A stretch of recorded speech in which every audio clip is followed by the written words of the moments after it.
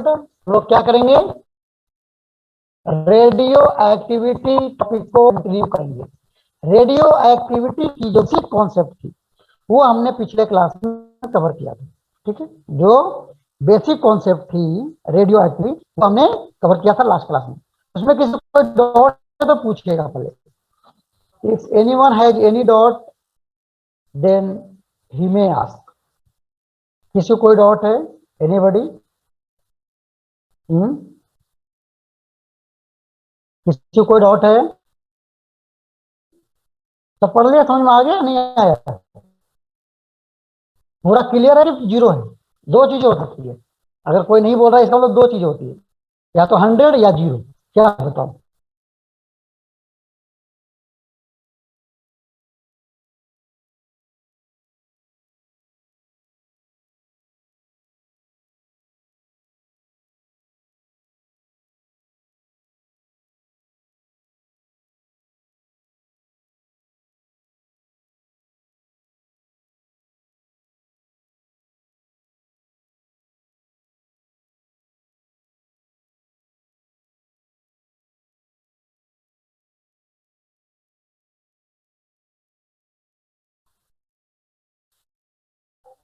Clear है ना? Done. चलो, सबसे पहले हम समझेंगे रेडियो एक्टिविटी का बेसिक कॉन्सेप्ट क्या होता है ना? उसी को हम बेसिक से पढ़ाते हैं पहले, फिर हम हायर लेवल तक जाएंगे। समझो, मान लिया जाए रेडियो एक्टिविटी हम बोलते हैं कि जब कोई सब्सटेंस जो खुद से डिसइंटीग्रेट हो रहा हो, टूट रहा हो, और उसमें से अल्फा बीटा गामा रेस निकल रहा हो, इस फेनोमेना को हम बोलते हैं रेडियो एक्टिविटी। और उस सब्सटेंस को हम बोलते हैं रेडियो एक्टिव सब्सटेंस। क्या बोलते हैं उस सब्सटेंस को? Radio active substance. अब जरा समझो, रेडियो एक्टिव सब्सटेंस अगर कोई है ना, तो वो क्या हो, खुद उसको टूटना है। अब मान लिया जाए अगर मैं कि किसी भी है ना रेडियो एक्टिव सब्सटेंस न्यूक्लियस, आपने कितना न्यूक्लियस लेके काम करे? आप कुछ लोग है ना, है जैसे समझ हमने इतना ले लिया, अब इतना में कितना नंबर ऑफ न्यूक्लियस अवेलेबल है सैंपल में जिससे आप एक्सपेरिमेंट करने जा रहे हो या एक्टिविटी करने जा रहे हो, तो उस सैंपल में कितने नंबर ऑफ न्यूक्लियाई है ये समझना चाहिए। ठीक है, जैसे मैं अभी, अब मैं पढ़ा रहा हूं इस बैच को, अब इस बैच में सैंपल के तौर पर देखा जाए कितने स्टूडेंट हैं? 35, है ना? अब मान लीजिए क्या होगा, अब क्या होगा कि इसमें से कुछ बच्चे पहले हैंड्सअप करना चालू कर देंगे कि सर मेरे से तो आईटी नहीं होगा। ऐसा भी हो सकता है। कुछ बच्चे मेंस के बाद बोलेंगे भाई सर मेरा हो गया डोज पूरा। कुछ लोग एडवांस देने के पहले बोल देंगे, और कुछ लोग एडवांस भी क्रैक कर जाएंगे। तो उसी तरह से यहां पर भी है कि मान लीजिए सैंपल लिया है इतने सारे, अब ये इतने सारे लिया हूं मैं, तो इसे कौन सा न्यूक्लियस कब डीके होगा ये मुझे नहीं पता। रैंडम हो सकता है, कोई भी हो सकता है, डिपेंड सिचुएशन पे कि कौन सा न्यूक्लियस को सब कुछ मिल गया और वो डिसेट हो गया। लेकिन कुछ भी रहे, अगर मैं बोलूं इसका नंबर एन नंबर है। कितना नंबर है बाबू? एन नंबर है, एन नंबर है ना? इसको एग्जांपल के तौर पे मैं बताऊं तो मान ले जाए हमने नंबर लिया है 100 किसी टाइम टी पे, एनी टाइम टी पे नंबर लिया हमने 100। मान लिया जाए आपने 1 सेकंड तक छोड़ दिया, मान लिया जाए आपने 1 सेकंड तक इसको छोड़ दिया, तो 1 सेकंड में इसका कुछ न्यूक्लियस कुछ लिया ही तो क्या करेगा? डिसइंटीग्रेट हो जाएगा डिसइंटीग्रेट। मान लिया जाए इससे 10 न्यूक्लियाई डिसइंटीग्रेट कर रहा बाबू।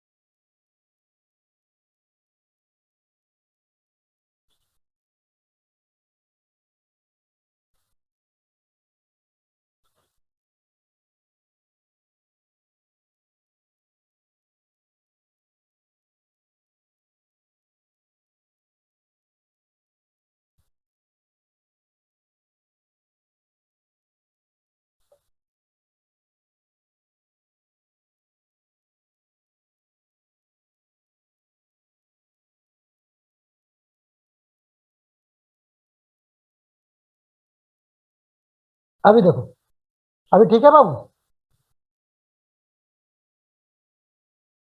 अभी क्लियर है, आवाज क्लियर है, वीडियो क्लियर है, अभी भी लैगिंग यस है, सर। लैग कर रहा है? No sir. अभी ठीक है, परफेक्ट, नो लैगिंग है, सेम फेज में है, फेज डिफरेंस 0 है बाबू,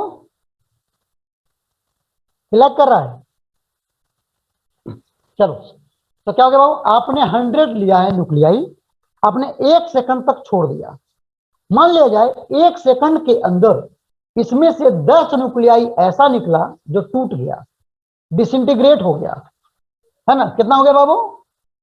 10 न्यूक्लियस टूट गया, डिसइंटीग्रेट हो गया, तो बचा कितना बाबू? 90 बचा। क्या बचा? 90 बचा। ठीक है, इसको मैं लिखता हूं N0, मतलब इनिशियल नंबर ऑफ न्यूक्लियाई। इसको लिखता हूं मैं रेट ऑफ डिसइंटीग्रेशन, dN/dt, और मैं इसको माइनस लिखना चाहिए। क्यों? माइनस इंडिकेट करेगा कि किस रेट से नंबर ऑफ न्यूक्लियाई डिसइंटीग्रेट कर रहा है, और ये लिखना मुझे n, यानी कि डिसइंटीग्रेट होने के बाद कितना नंबर ऑफ न्यूक्लियस फाइनली बच जाता है अगले सेकंड के लिए। ठीक है, तो 1 सेकंड में क्या किया बाबू, आपने 0 सेकंड पे 100 लिया, 1 सेकंड के अंदर 10 टूट गया, 1 सेकंड खत्म होने के बाद आपके पास 90 न्यूक्लियस बचे हुए हैं। बात समझ आ गई सबको? बात समझ आ गई सबको? यस और नो?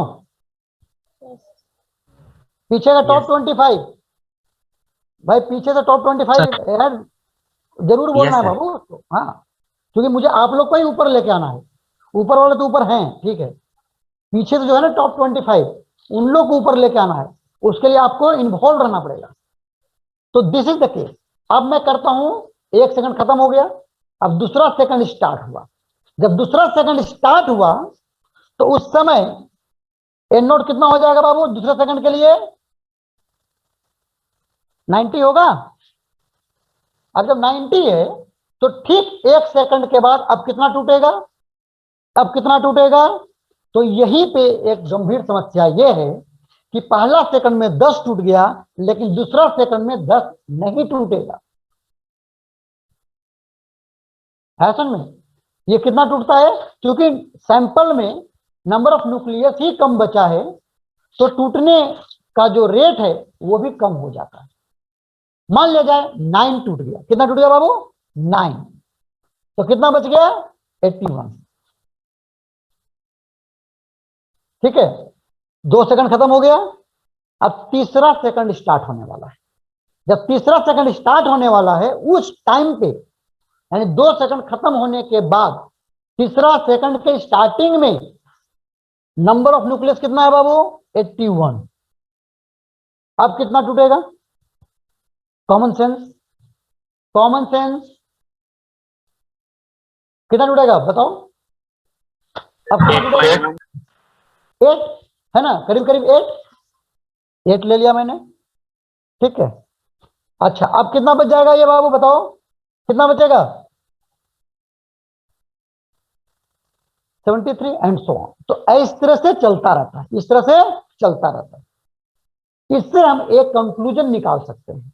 कंक्लूजन ये निकाल सकते हैं कि किसी भी टाइम पे rate of disintegration of the nuclei, यानी किस रेट से वो डिसइंटीग्रेट होगा, वो डिपेंड करेगा कि उस टाइम पे कितना नंबर ऑफ न्यूक्लियस अवेलेबल है।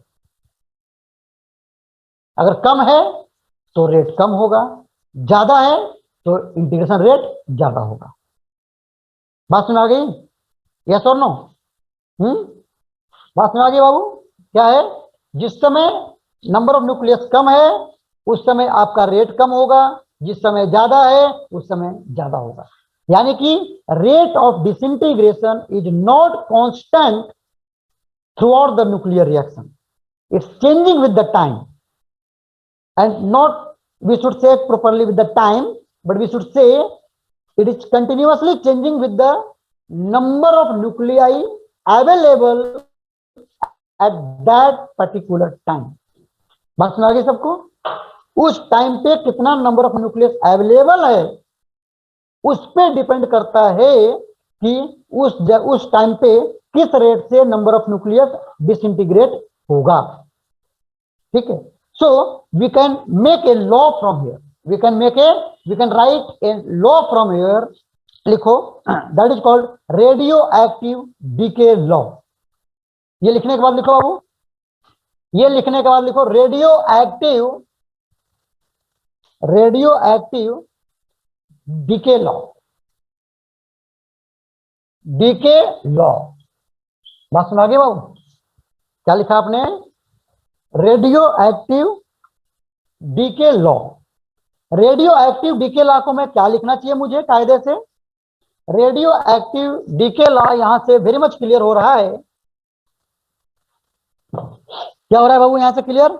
यहां से क्लियर ये हो रहा है कि -dN/dt यानी rate of disintegration of the radioactive substance will be directly proportional to the number of nucleus available at that particular time. बात सुना गई सबको? क्लियर है बाबू? है? ये रचित कहां सो गया भाई? पूजा बेटा जगह रहना है एडवांस तक, जब तक आईटी का आईडी कार्ड ना बन जाए तब तक नहीं सोना है बाबू। अवीन, राखी, अंजलि, कशिश, है ना? पता चला सबको आईडी कार्ड बना रहा, तुम सोते रह गए, ले, है कि नहीं? सारा 2 साल का मेहनत बर्बाद हो जाएगा। फिर 2 साल का सारा मेहनत बर्बाद नहीं करना है। बहुत जल्दी समय आने वाला है तुम लोग का आईडी कार्ड बनने का, है ना? समय नहीं बचा है, 1 साल भी नहीं बचा, है कि नहीं?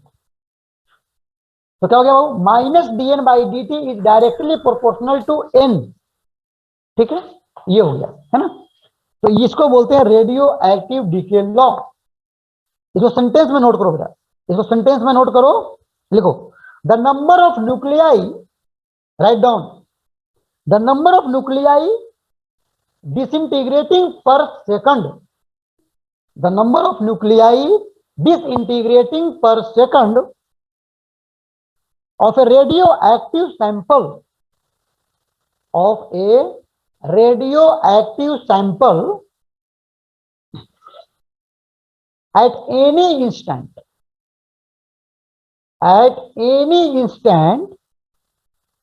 is directly proportional to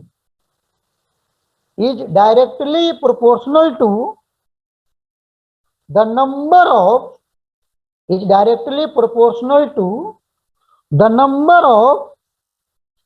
undecayed यानी जो बचा हुआ है, जिंदा बचा हुआ है, undecayed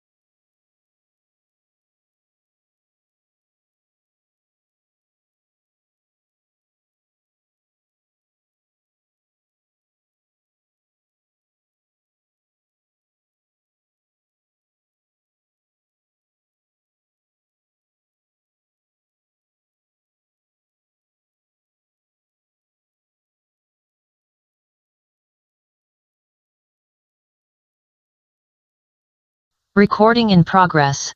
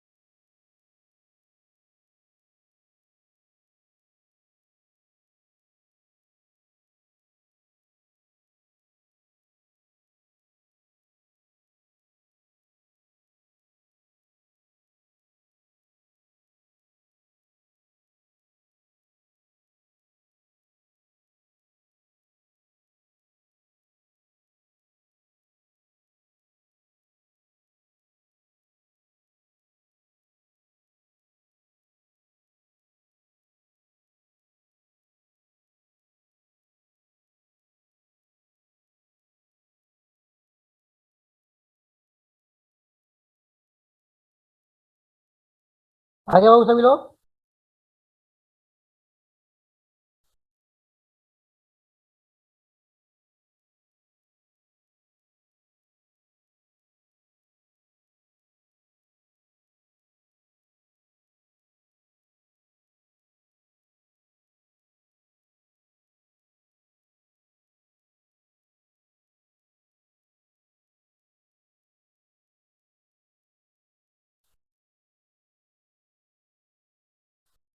वेरी गुड, चलो। हाँ, तो क्या लिखा बेटा मैं लिखा the number of nuclei disintegrating per second of a radioactive sample at any instant is directly proportional to the number of undecayed nuclei available or present at that particular instant. Clear? Any problem? Now, अगर मैं इसको हटाऊं, अब मुझे पता है क्या, ये लॉ तो क्लियर हो गया, लेकिन अगर तुम्हें कोई बोल दे कि ठीक है भाई ये पर सेकंड डिके हो रहा है और मैं आपको 100 न्यूक्लियाई दे दिया, क्या दे दिया बाबू, मैं तुमको 100 न्यूक्लियाई दे दिया और डिसइंटीग्रेट होना चालू हो गया। अब मैं तुमसे जानना चाहता हूं कि 10वां सेकंड में, ठीक है, आफ्टर 10 सेकंड लेटर से, आफ्टर 10 सेकंड 10 सेकंड के बाद कितना नंबर ऑफ न्यूक्लियाई बचेगा और उस टाइम पे किस रेट से वो डीके होता रहेगा, मुझे ये बताओ। ऐसा क्वेश्चन पूछ देता है, and it is equally important for chemistry also, please take care, है ना, बहुत बहुत ध्यान देना है आप लोगों को। सेम क्वेश्चन पूछा जाएगा केमिस्ट्री में भी। So you are doing sir both subjects. हाँ बताओ। अनडिक्लाइड न्यूक्लाइड के undecayed nuclei present at that instant, ठीक है। तो यहां पर दोनों में काम आ रहा है बेटा, केमिस्ट्री में फिजिक्स में, ध्यान रखना है। तो मैं क्या बोल रहा हूं, अगर आपसे कोई पूछ दे कि ठीक है 10 सेकंड के बाद कितने नंबर ऑफ न्यूक्लियस बचेंगे, आप मुझे वो बता दो, और उस टाइम पे किस रेट से डीके हो रहा है, मुझे ये भी बता दो, ठीक है, मुझे ये भी बता दो।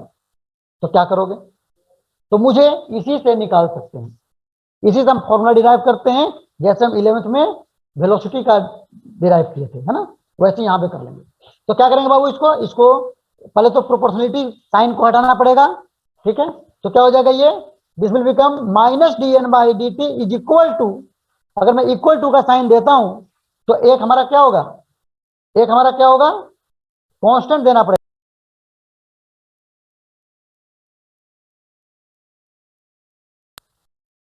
अभी मैं क्या करूंगा, एक प्रोपोर्शनलिटी कांस्टेंट मुझे देना पड़ेगा।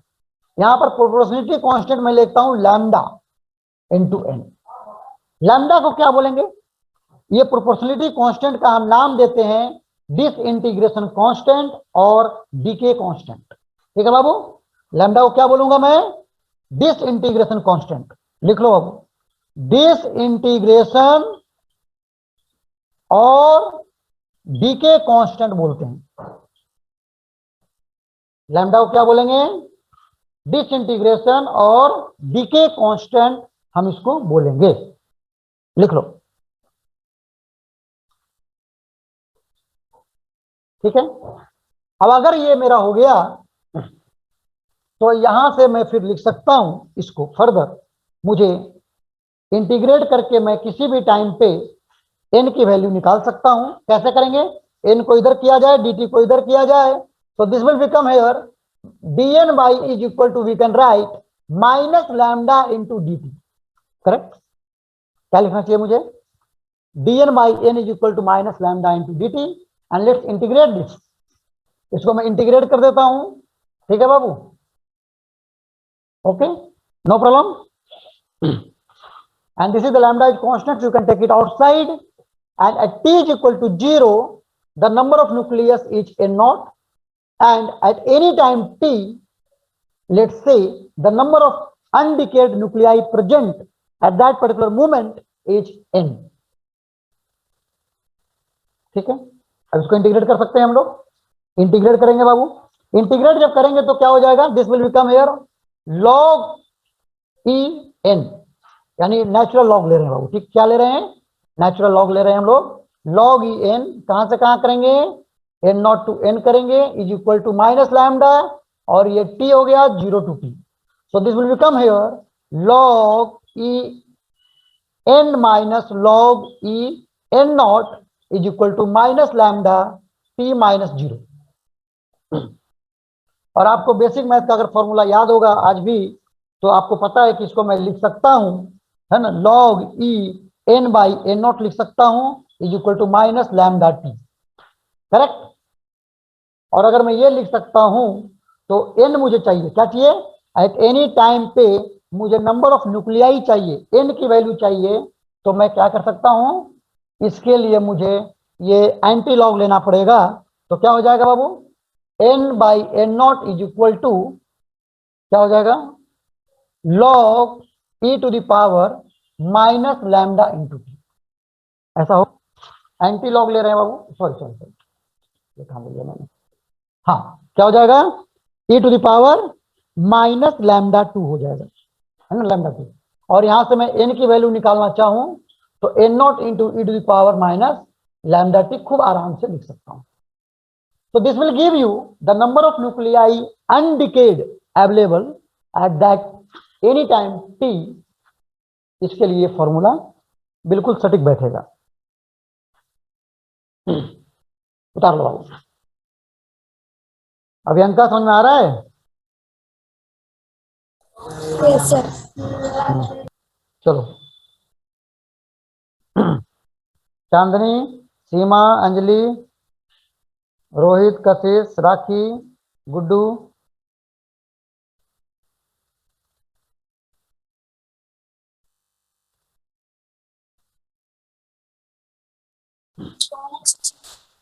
अच्छा मैंने एसी का आप लोगों को टारगेट दिया था पीछे से 25 टॉप वाले को, उनका प्रोग्रेस है कुछ भी नहीं है?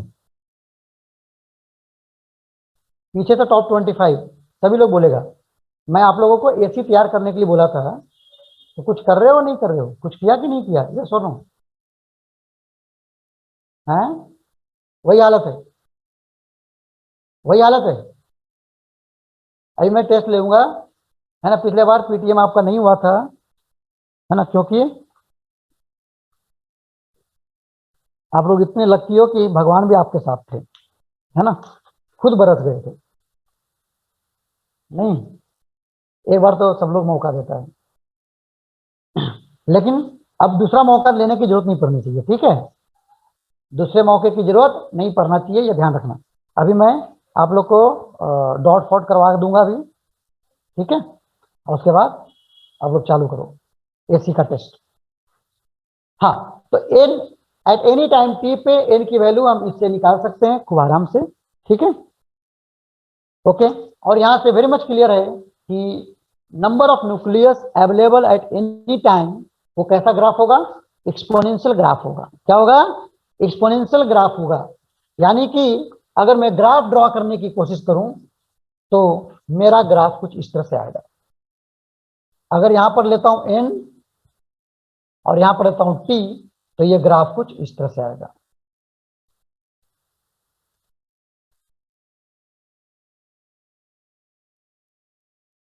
ऐसा आएगा, ये सुनो, ठीक है बाबू? एक मिनट, इसको ऐसे कर दो थोड़ा सा, इसको ना ऐसे कर दो, क्योंकि कुछ ना कुछ तो रहेगा ना शुरू में।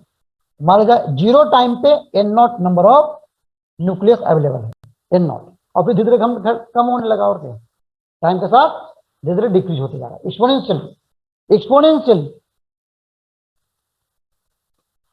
ठीक है, डन। चलो अब इसके बाद नेक्स्ट लिखो, इसके बाद नेक्स्ट लिखो डिसइंटीग्रेशन और डीके कांस्टेंट। इसके बाद लिखो डिसइंटीग्रेशन और डीके कांस्टेंट, ऐसा लिखो, डिसइंटीग्रेशन और डीके कांस्टेंट।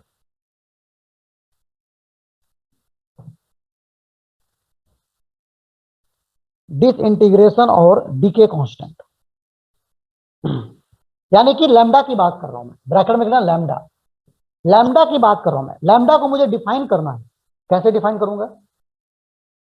तो मैं क्या करता हूं, मैं टाइम लेता हूं 1/लैम्डा के बराबर।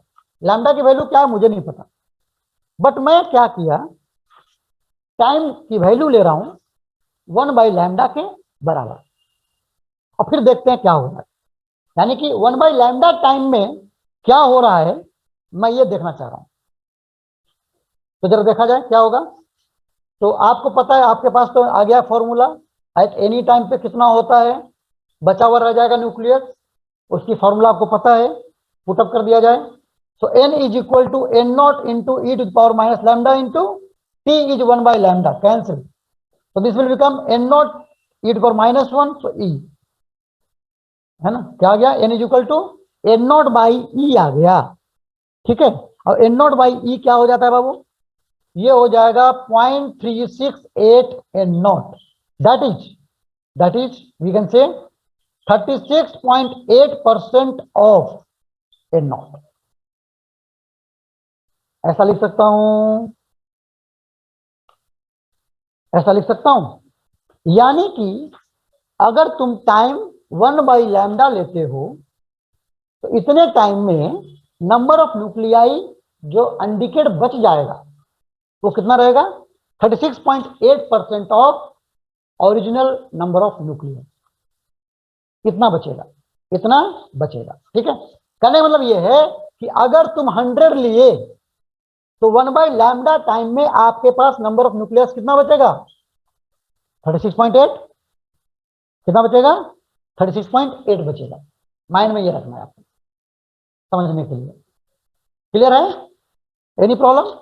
लेकिन हमें मतलब इससे नहीं था, हम करना कुछ और चाह रहे थे, हम चाह रहे थे लैम्डा को डिफाइन करना, लैम्डा को डिफाइन करना चाह रहे थे, है ना। तो क्या करेंगे डिफाइन, कैसे डिफाइन करेंगे, है बाबू, लैम्डा को हम डिफाइन करेंगे इस तरह से कि लैम्डा यानी डिसइंटीग्रेशन कांस्टेंट या डीके कांस्टेंट वह वैल्यू है जिसका इनवर्स टाइम में यानी 1/लैम्डा टाइम में number of nuclei 36.8% of N naught रह जाए, उस लैम्डा को हम बोलेंगे डिसइंटीग्रेशन कांस्टेंट या डीके कांस्टेंट। कैसे डिफाइन करेंगे हम डिफाइन करेंगे कि लैम्डा वह वैल्यू है जिसका 1/, है ना, जिसका इनवर्स टाइम में, जिसका इनवर्स लेने के बाद उतना अगर मैं टाइम ले लूं तो उस टाइम में अगर 36.8% ओरिजिनल वैल्यू का बचता है नंबर ऑफ न्यूक्लियस, तो हम उस लैम्डा को बोलेंगे डिसइंटीग्रेशन कांस्टेंट। बात सुना गई सबको, अब है, क्लियर है? अंजलि, सर सिद्धू, नहीं समझ में आया, फिर से एक बार। Yes sir. हाँ देखो देखो बाबू, लैम्डा वह वैल्यू है, लैम्डा वह वैल्यू है जिसका 1/, लेने से टाइम ले लो तुम, और इस टाइम में अगर इतना बच गया ओरिजिनल वैल्यू का तो हम उसको बोलेंगे, क्या बोलेंगे, क्या बोलेंगे लैम्डा को, फिर डिसइंटीग्रेशन कांस्टेंट बोलेंगे। फॉर एग्जाम्पल मान लिया जाए आपने 100 नंबर ऑफ न्यूक्लियस लिया, ठीक है, और 3 सेकंड के बाद इतना बच गया, ठीक है, तो 3 सेकंड यहां ले लो बाबू, तो लैम्डा कितना हो गया 1/3, 1/3 लैम्डा कितना हो जाएगा 1/3, यानी डिसइंटीग्रेशन कांस्टेंट वह टाइम का इनवर्स है, उस टाइम का इनवर्स है जितने टाइम में ओरिजिनल वैल्यू का 36.8% न्यूक्लियाई अनडिकेट बच जाए। बस नहीं, वह टाइम का इनवर्स जितने टाइम में आपका 36.8% ऑफ ए नॉट बच जाए, है समझे, उस टाइम का इनवर्स को हम बोलेंगे लैम्डा के बराबर, डीके कांस्टेंट। इसको लिख लो, लैंग्वेज में लिखो, लिख लो बाबू, लैंग्वेज में लिखो, the radio active decay constant, write down, the radio active decay constant may be defined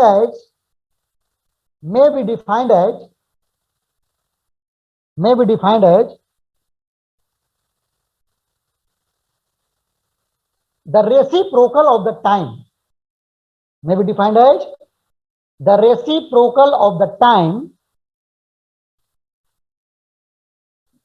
reciprocal of the time interval, reciprocal of the time interval during which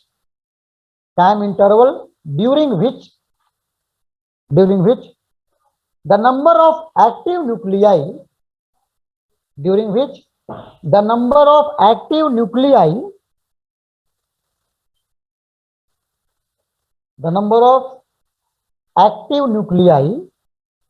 in a given radioactive sample, in a given radioactive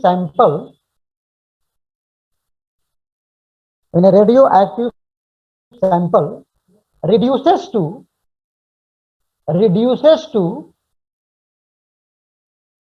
36.8% of,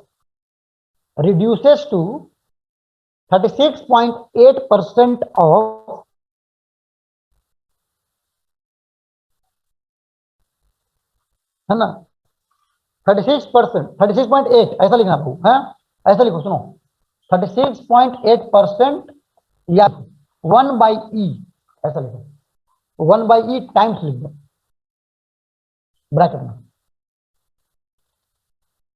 36.8% bracket में 1/E times of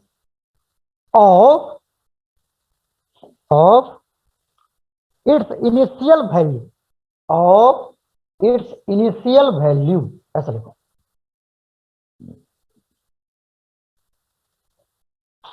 कहने का मतलब क्या हो गया, lambda उस time का reciprocal है जिस टाइम में नंबर ऑफ न्यूक्लियस एक्टिव कितना बचना चाहिए, 36.8% ऑफ ओरिजिनल, या ओरिजिनल का 1/E टाइम। बात सुना गया, क्लियर है सबको, रचित क्लियर है, अरविंद, यस विकास क्लियर है बाबू, Ravi, very good, yes sir, very nice. चलो ये हो गया बाबू आपका रेडियो एक्टिव डीके कांस्टेंट। चलो अब इसके बाद हम लोग पढ़ेंगे नेक्स्ट टॉपिक, ये वेरी इंपॉर्टेंट है, इससे क्वेश्चन पूछ देता है, इससे क्वेश्चन पूछता है और नीट में जरूर पूछ देता है, नीट में। दूसरी बात आपके सीबीएसई जो बोर्ड होने वाले हैं ना, उसमें पूछेगा इस टॉपिक से क्वेश्चन, बहुत इंपॉर्टेंट। लिखो हाफ लाइफ, है ना, फिजिक्स में अगर हार्ड पूछेगा तो केमिस्ट्री में पूछ देगा ये क्वेश्चन, समझ गया, केमिस्ट्री में पूछ देगा ये क्वेश्चन।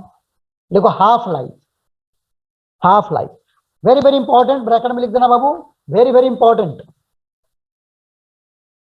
कभी भी टेस्ट देने जाओ स्कूल में तो इसको रेडी जरूर करके जाना।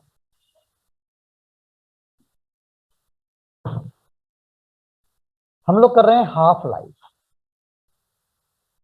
अब बेटा ये हाफ लाइफ क्या हो गया? हाफ लाइफ, हाफ लाइफ ठीक है, हाफ लाइफ मतलब जिंदगी का आधा समय, यही बोलेंगे ना भाई, ठेठ लैंग्वेज में यही तो बोलेंगे। हाफ लाइफ मतलब क्या? जिंदगी का आधा समय। ठीक है, तो कहने का मतलब ये है कि अगर कोई चीज कुछ टाइम में पूरा खत्म होने वाला है, तो आधा कितना टाइम में खत्म होगा, उसका आधा कितने टाइम में, एक ही बार तो खत्म नहीं हो जाएगा। ये सूत्री बम तो नहीं है कि फूटेगा तो एक ही बार खत्म, है ना भाई? ये लत्तर है। ये क्या है? ये लत्तर, समझते हो? है भाई, लत्तर समझ रहे हो? यस चटाई, सर। चटाई बोलते हैं ना। अब मान लिया कि 5,000 वाला लत्तर ले लिया तुम। क्या ले लिया? 5,000 वाला चटाई ले लिया तुम। अब उसको तुमने जला दिया, तो भाई जला दिया तो कभी ना कभी पूरा खत्म होगा, कुछ टाइम के बाद क्या हो, खत्म हो गया।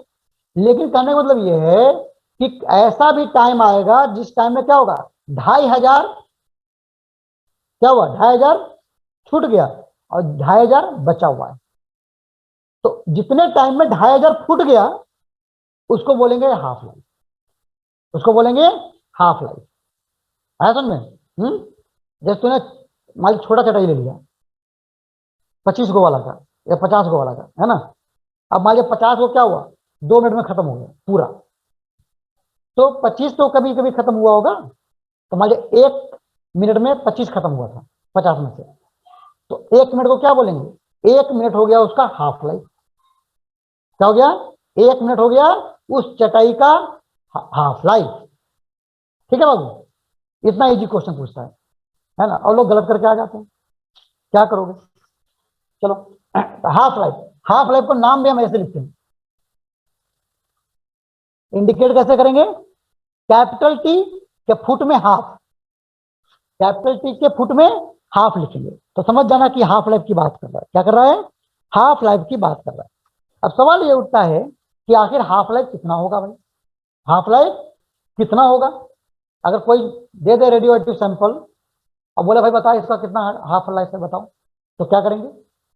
तो सिंपल काम है हमारा, है ना, हमने आपको ब्रह्मास्त्र दे दिया है, n is equal to N not into क्या होता है, e to power minus lambda. पता है बाबू? अब मुझे निकालना है हाफ लाइफ, टी हाफ। तो हाफ लाइफ का मतलब क्या हो गया? हाफ लाइफ का मतलब हो गया एन नॉट का हाफ बच जाना चाहिए, यानी कि एन इज इक्वल टू क्या होना चाहिए, एन नॉट बाई 2 हो जाना चाहिए, है ना। तो अगर इतना होने के लिए जो भी टाइम चाहिए उसको क्या बोलेंगे हम, उसको हम टी हाफ बोल देंगे। क्या बोलेंगे बाबू? उसको हम टी हाफ बोलेंगे। यानी जितने टाइम में एन की वैल्यू एन नॉट बाई 2 हो जाए उतने टाइम को हम टी हाफ, हाफ लाइफ के नाम से जानेंगे। किसी को शक? एनीबडी? टॉप 25 पीछे से, हाँ बाबू।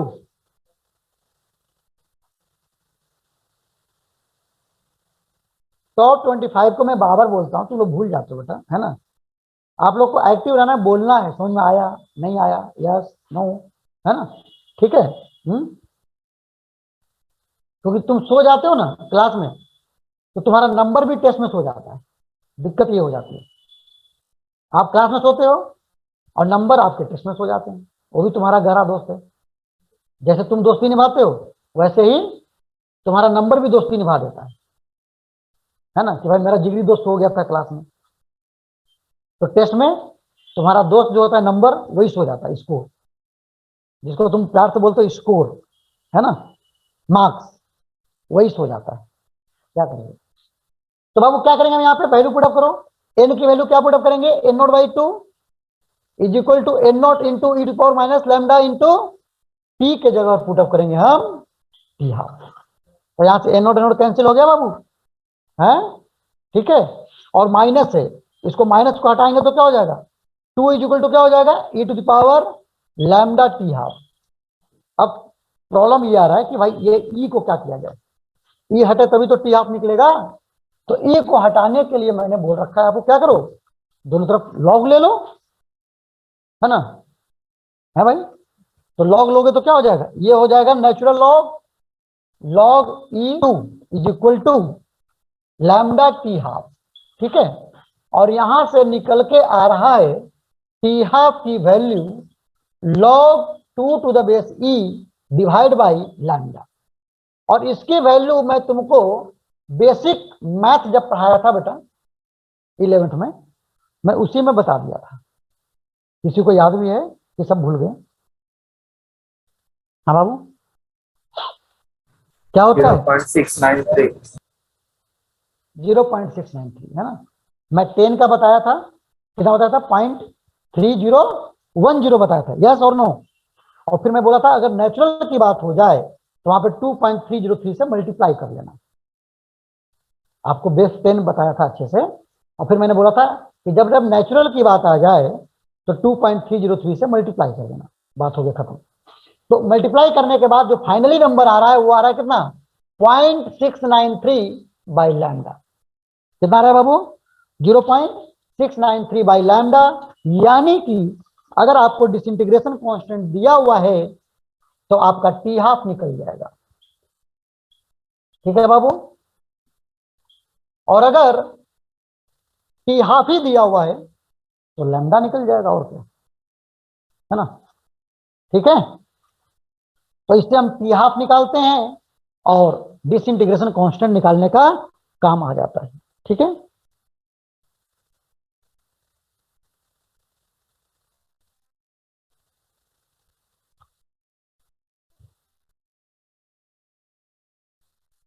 ठीक है बाबू, एनी प्रॉब्लम?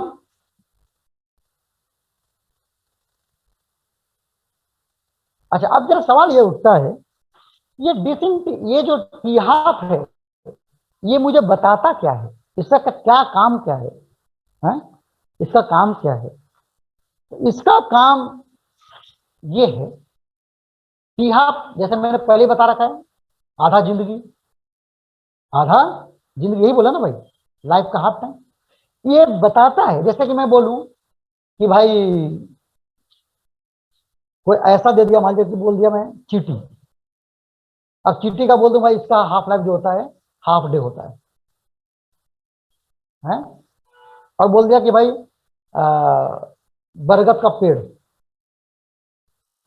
इसका एक्स हाफ लाइफ होता है।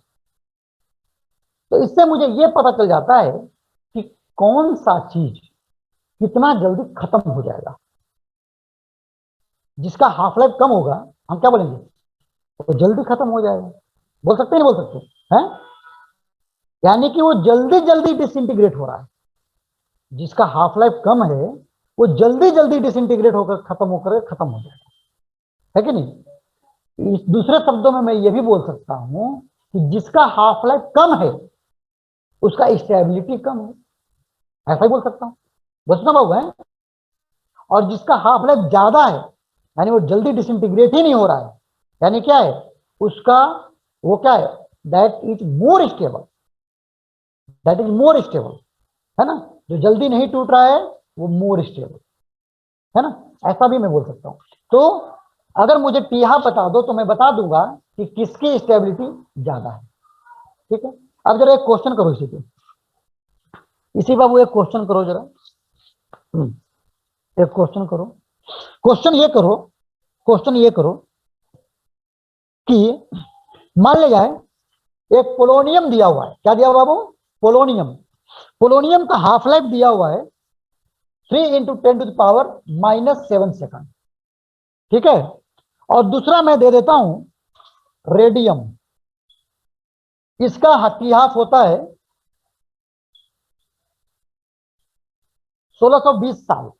कितना बेटा, 1620 साल। और यूरेनियम जो होता है 238, इसको मैं बता देता हूं, इसको मैं लिख देता हूं सपोज 4.5 × 10⁹ ईयर्स।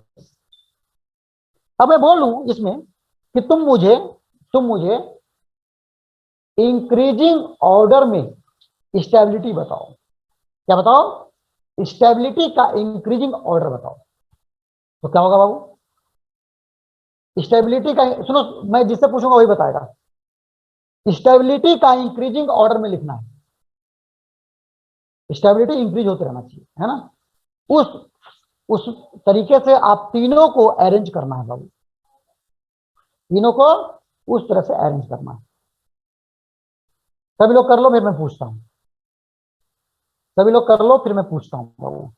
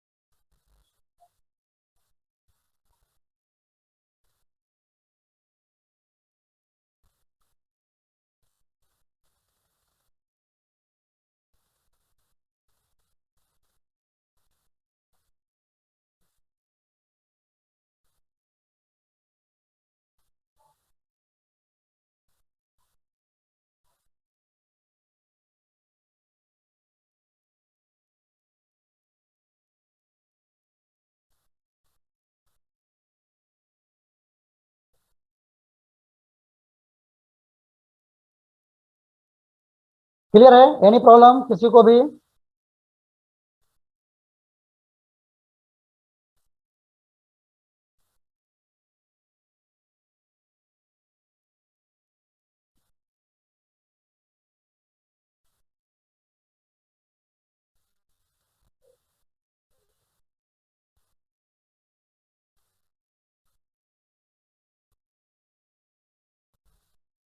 हाँ हो गया। अब पूछ लूं मैं? चलो चलो बाबू, इसका आंसर बताएगा कौन? इसका आंसर कौन बताएगा? इसका आंसर वो बताएगा जो केमिस्ट्री में सबसे कम नंबर लेके आया। कौन है महात्मा भाई, बताओ। हम्म।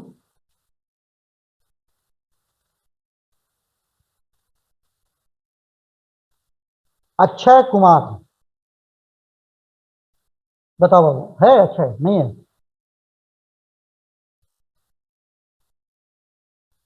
है कि नहीं भाई? Fast fast. चलो नहीं है, छोड़ो।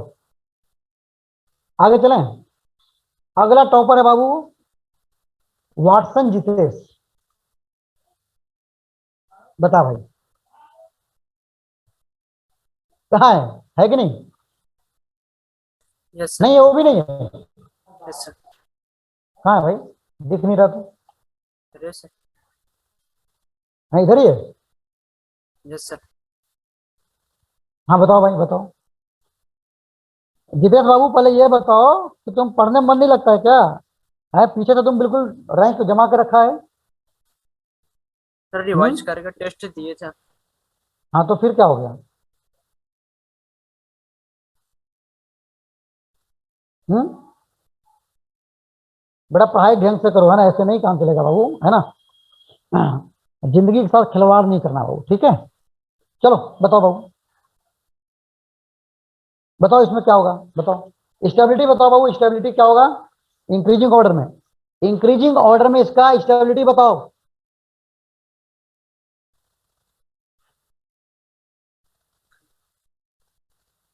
Sir polonium, radium, uranium. Polonium और रेडियम, रेडियम और यूरेनियम, यूरेनियम। यूरेनियम। ओ भाई साहब,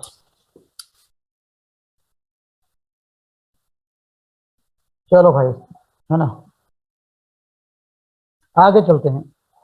इसके बाद टॉपर कौन है? नीतीश कुमार। Yes sir. हाँ बताओ बेटा, बताओ। बताओ बाबू, बताओ।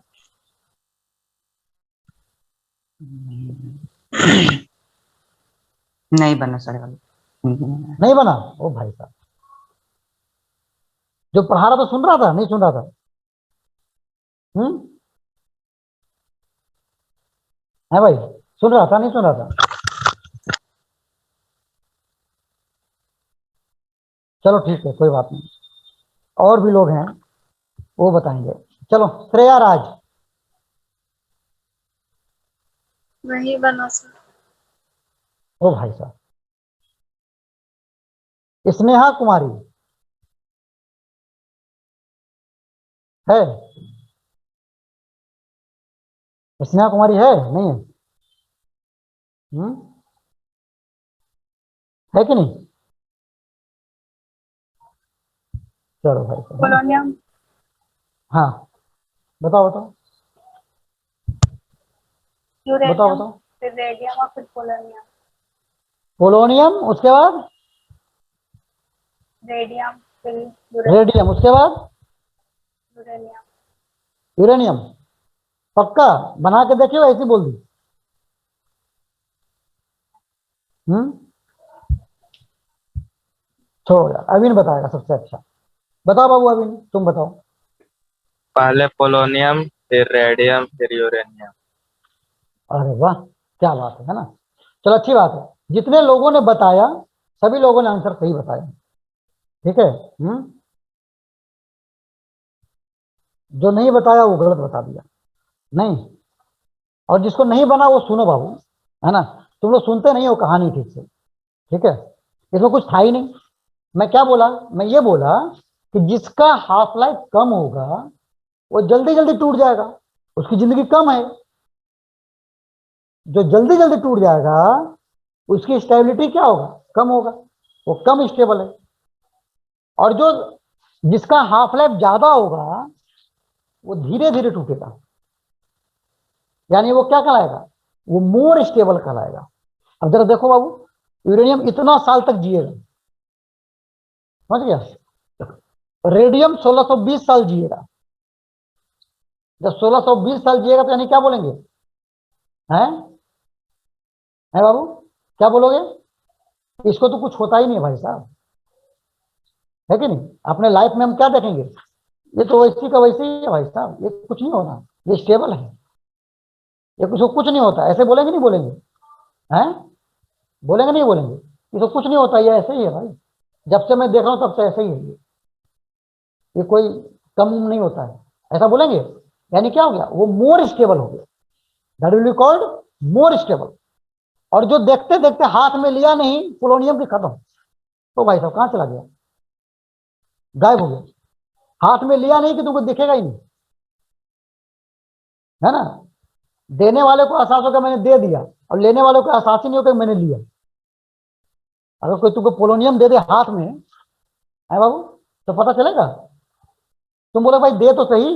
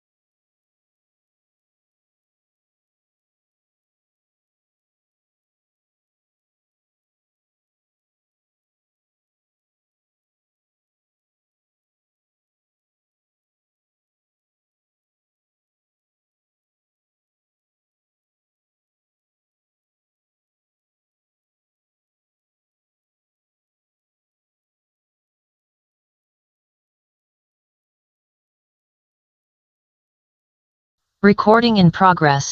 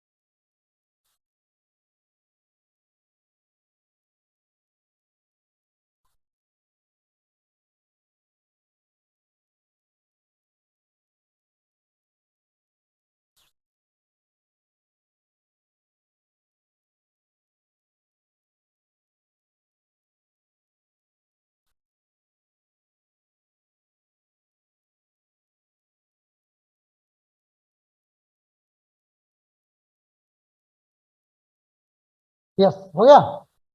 क्लियर है बाबू सबको? मैं क्या बोल रहा था? मैं ये बोल रहा था कि पोलोनियम का हाफ लाइफ कितना है? 3 × 10⁻⁷ सेकंड। ठीक है, यानी इतना सेकंड के अंदर जितना वो देगा उसका आधा हो जाएगा। ठीक है। अब बताओ, तुम बोलो किसी दोस्त भाई पोलोनियम दो, है ना, तो वो दे रहा है तो बोलो भाई दे भाई दे भाई, हाथ में तो आ नहीं रहा, देना। पता चला उसका जग्गू खाली हो गया और तुम दे करते रहे, है कि नहीं? दिखेगा ही नहीं, क्योंकि इतना सेकंड में तो तुम क्या है, तुम्हारा ब्रेन भी काम नहीं करता है। इतना सेकंड में तुम्हारा ब्रेन की बत्ती भी ऑन नहीं होगी, तब तक खत्म हो जाएगा, तब तक पोलोनियम खत्म हो जाएगा, है ना? तो कहने का मतलब ये है कि हम बोलेंगे ये क्या है, पोलोनियम सबसे कम स्टेबल है, सबसे कम स्टेबल है। और ये भाई साहब यूरेनियम 238 इतने साल तक जिएंगे। और आपकी लाइफ कितना है? ह्यूमन लाइफ, ह्यूमन लाइफ कितना होता है बाबू? 70 to 80। 70 to 80, है ना? समझ गया? 70 to 80। ठीक है, दादा परदादा जी गए 100, 110, 120, दादा 70, 80 में चले गए। हम लोग की लाइफ 55, 60 हो गई है ना? ठीक है, ये क्या हो रहा है? ये भी कम हो रहा है। तो हम लोग क्या लगेंगे? अगर हम लोग को दे दे तो बोले क्या बोलेंगे? अरे भाई साहब ये जैसा दिया ना वैसे ही है, तो कुछ नहीं हो रहा है ना? इसको इसको कम देखने के लिए कितना जन्म लेना पड़ेगा सोचो। हम क्या लगेंगे? हमको लगेगा कि ये पूरा पूरा स्टेबल है, इसको कुछ नहीं होना जाना, तो वैसे ही है। ये क्या है? ये वैसा का वैसा ही है भाई। समझ गया? क्लियर है? तो it is more stable, list stable, in between.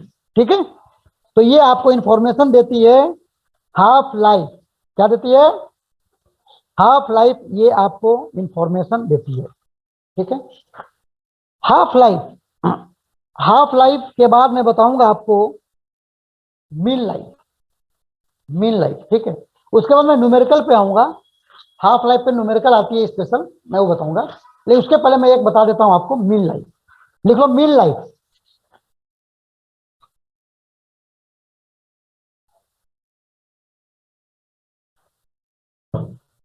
Mean life,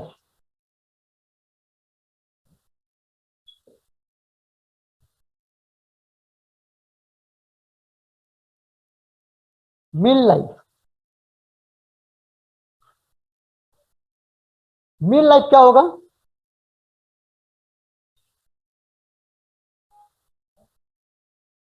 mean life देखो क्या होता है बेसिकली, समझो। मान लिया जाए मैंने इतना सैंपल लिया, ठीक है बाबू, इतना सैंपल मैंने लिया, ठीक है। अब क्या होगा?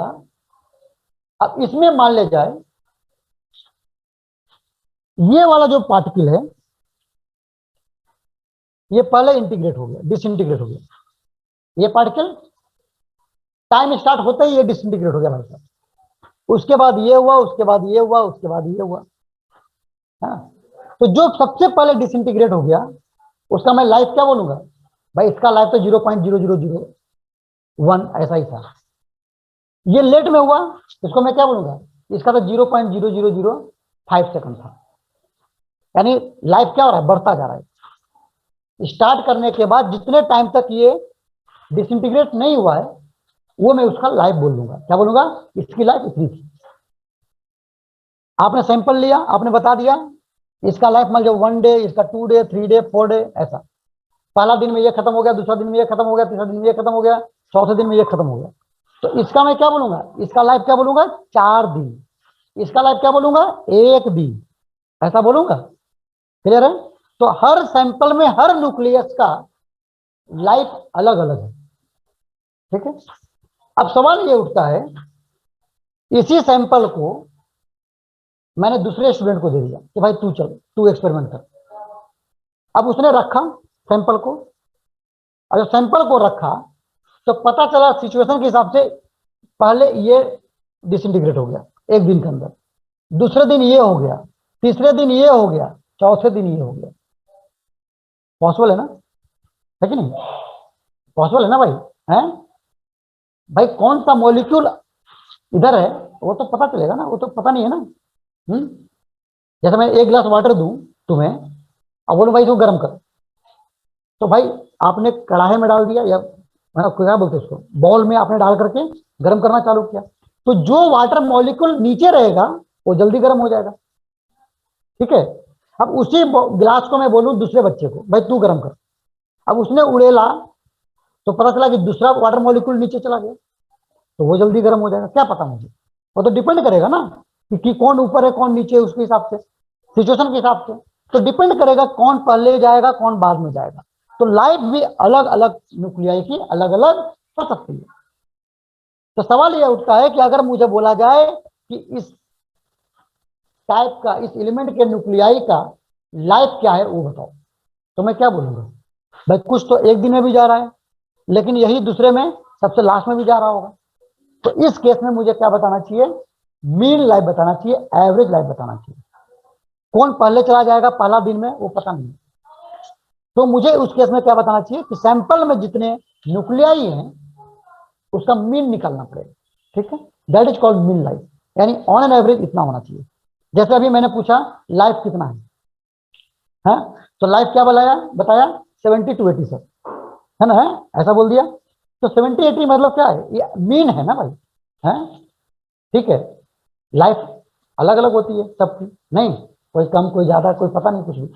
तो कहने मतलब ये है कि मीन बताते हैं, तो यहाँ भी हमें मीन बताना पड़ता है। तो मीन लाइफ, मीन समझ गए?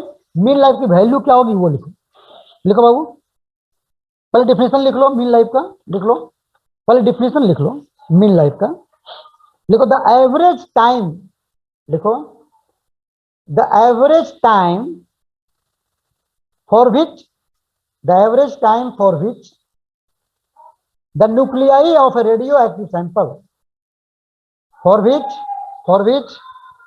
the nuclei of a radioactive sample sample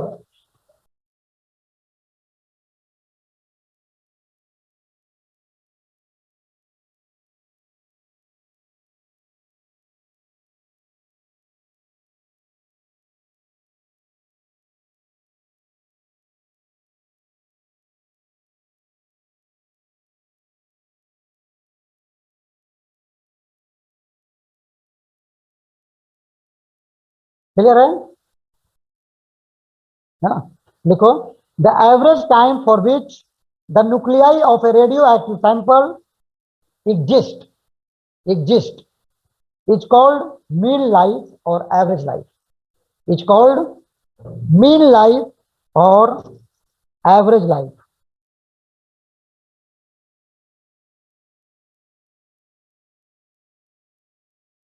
It is given by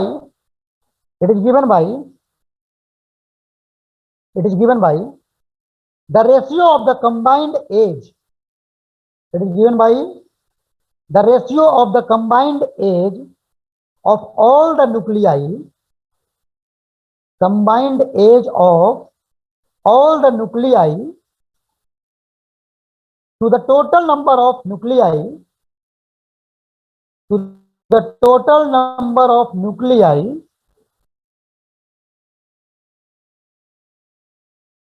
present in the given sample, present in the given sample।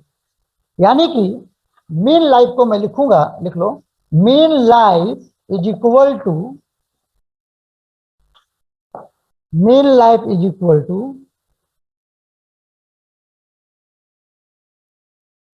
sum of the lives of all nuclei divided by number of nuclei, divided by total number of nuclei, total number of nuclei, ऐसा लिखो। ठीक है,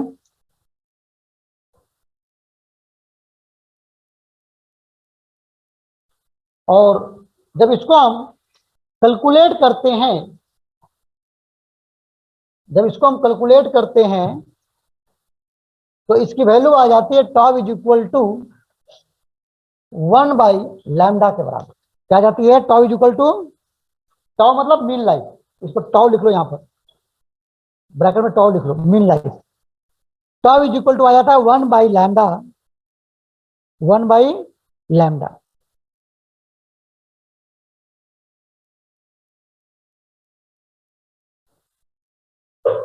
ठीक है, और lambda की value आप T half के टर्म में लिख सकते हो। तो अगर उसके हिसाब से अगर देखा जाए तो ये क्या लिख सकते हो तुम, इसको लिख सकते हो टी हाफ बाई 0.693, यानी कि टॉ की वैल्यू आ रही है 1.44 टी हाफ, यानी मीन लाइफ की जो वैल्यू होगी वो करीब करीब 1.44 टाइम्स ऑफ हाफ लाइफ होगी। 1.44 टाइम्स ऑफ हाफ लाइफ होती है। ठीक है, this is called your mean life, this is called your mean life. Clear है? एनी प्रॉब्लम किसी को भी? डन? क्लियर है सबको? चलो,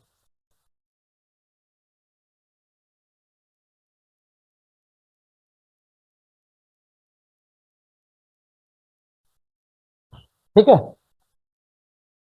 इसके बाद लिखो, इसके बाद एक चीज और लिखो, next topic, activity of a radioactive substance. Next लिखो, activity of a radioactive substance. Now what is this activity? Activity किसको बोलते हैं? तो जो रेट बोला था ना मैंने, rate of decay, disintegration constant बताया था मैंने आपको, minus D N by D T, इसी को हम बोलते हैं एक्टिविटी, इसी को बोलते हैं एक्टिविटी। और इसको हम आर से रिप्रेजेंट करते हैं। क्या करते हैं? आर से रिप्रेजेंट करते हैं, minus D N by D T. ठीक है, ओके। अच्छा, आपने ये भी देखा था कि D N by D T भी चेंज होता रहता है। शुरू में 10 था, फिर 9 हो गया, फिर 8 हो गया। तो ये D N by D T भी डिक्रीज होते रहता है as per the number of nuclei available, यानी कि एक्टिविटी जो है वो भी कम होता जाता है। क्या होता जाता है? एक्टिविटी समय के साथ कम होता जाता है। तो कितने समय में कितना एक्टिविटी बचेगा, यानी कि अगर शुरू में 10 से डिसइंटीग्रेट हो रहा है तो कुछ टाइम के बाद 6 हो जाएगा, कुछ टाइम के बाद 4 हो जाएगा। तो मैं ये पूछना चाहूं कि कितने टाइम के बाद कितना रेट रह जाएगा, अगर मुझे वो निकालने के लिए बोला जाए तो कैसे निकालेंगे? तो उसके लिए सेम फॉर्मूला यूज होता है, उसके लिए सेम फॉर्मूला यूज होता है जो हमने एन के लिए लिखा था।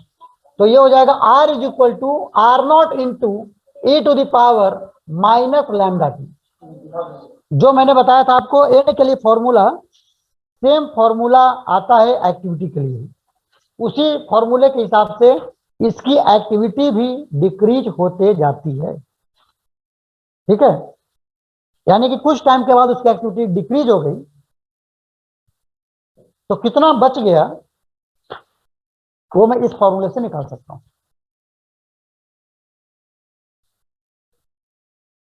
क्लियर है? Any problem? एनीबॉडी? चलो,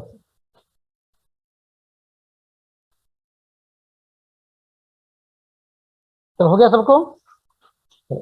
अब हम ये तो बेसिक चीजें हमने रेडियो एक्टिविटी का सारा कुछ खत्म कर लिया। अब मैं आता हूं न्यूमेरिकल पे, ताकि न्यूमेरिकल कैसा पूछेगा और मुझे कैसे बनाना है। ठीक है, तो न्यूमेरिकल के लिए आपको मैंने एक फॉर्मूला बताया, N is equal to N not into E to power minus lambda by lambda T. एक उस पर क्वेश्चन आता है कि किसी टाइम के बाद कितना नंबर ऑफ न्यूक्लियस बचेगा, एक उस पर क्वेश्चन आएगा। एक इस पे आएगा क्वेश्चन रेडियो एक्टिविटी पे कि उसका radio activity rate, disintegration rate कितने टाइम के बाद कितना रह जाएगा, वो निकाल सकते हैं। और इसके बाद एक और क्वेश्चन पूछेगा टी हाफ। क्या पूछेगा? टी हाफ, इसका हाफ लाइफ कितना होता है। तो मैं टी हाफ के लिए थोड़ा विशेष चर्चा करूंगा डिटेल में, है ना। टी हाफ के लिए मैं थोड़ा विशेष डिटेल में चर्चा करूंगा। ठीक है, तो टी हाफ का मतलब देखो ये होता है, मैं समझाऊं आपको। ठीक है, मान लेगा, एक एग्जाम्पल देता हूं, एक मैं एग्जाम्पल लेकर के आपको मैं समझाता हूं, ठीक है। मैं एक एग्जाम्पल लेकर के आपको समझाता हूं, ठीक है। मान लिया जाए किसी सैंपल का 100 नंबर ऑफ न्यूक्लियाई मैंने लिया, क्या लिया, किसी सैंपल का 100 नंबर ऑफ न्यूक्लियाई मैंने लिया, ठीक है। इसका हाफ लाइफ दिया हुआ है सपोज 4 डेज, कितना दिया हुआ है, 4 डेज, ठीक है, ठीक है। अब क्या होगा जरा बात को समझना, अगर शुरुआत में 100 था तो 4 डेज अगर मैं इसको टाइम दे दूं तो ये कितना बचेगा बाबू, बताओ कितना बच जाएगा,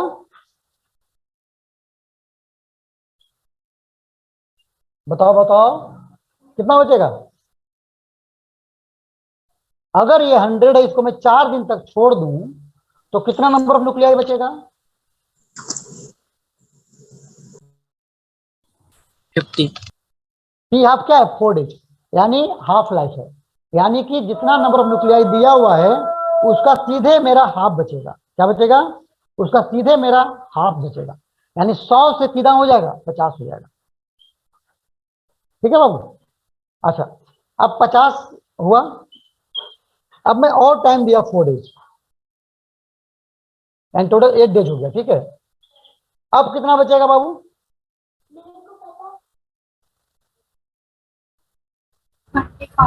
25।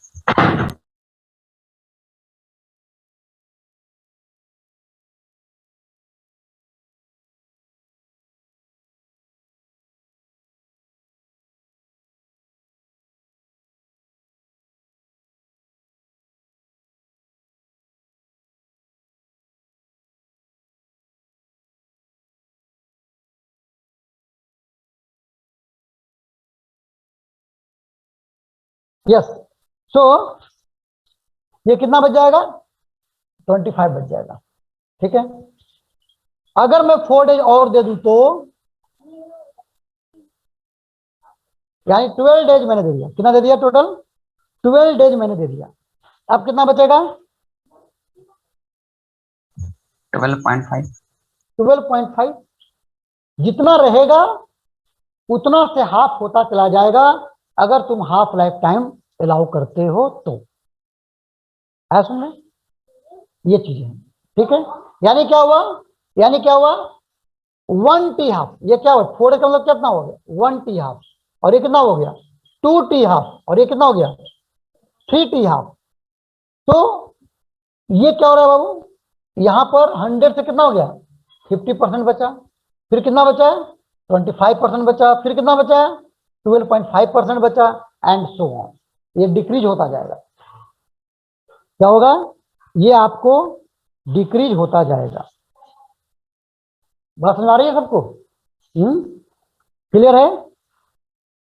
अब सवाल यहां पर यह पूछता है कभी कभी कि अगर मैं इतना टाइम दिया हूं तो कितना न्यूक्लियस बचेगा, आप मुझे वो बता दो। तो आपको एक कॉन्सेप्ट बताता हूं, एक फंडा देता हूं आपको, एक फंडा देता हूं, देखो क्या करना है यहां पे, ये 50 का मतलब क्या हो गया बाबू, 100/2 लिख सकता हूं है, और उसके बाद क्या हो गया, 25 हो गया, 25, इसको मैं 100/4 लिख सकता हूं, और ये कितना हो गया, 100 बाई कितना लिखूं, 8 लिख सकता हूं, नहीं 8 नहीं, 8 ही लिखूंगा ना, 8 लिख सकता हूं, नहीं लिख सकता हूं, यस और नो,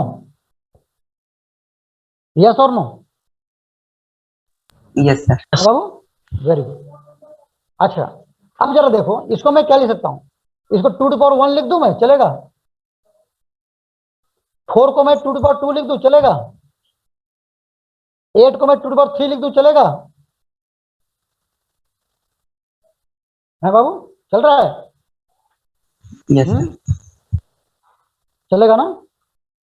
तो इसका मतलब क्या हुआ, इसका मतलब ये हुआ कि जितना भी नंबर तुम लेते हो, हमने 100 लिया था, 100 के मतलब अगर N0 भी रहे, N0 भी तो भी लागू पड़ेगा, यहां पर क्या देखने को मुझे मिल रहा है, यहां पर देखने को मिल रहा है कि कितना नंबर बचा, उसको कन्वर्ट करने के लिए नीचे 2 टू द पावर बचेगा।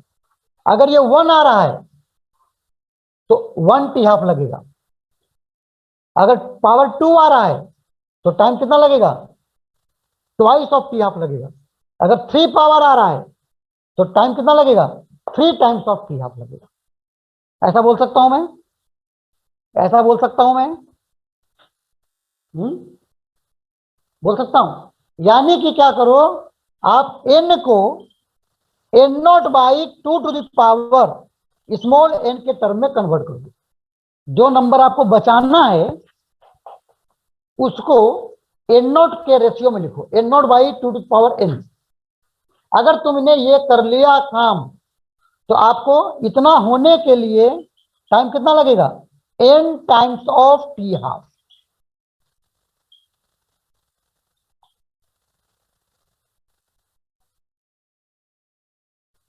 है समझ में, क्लियर है?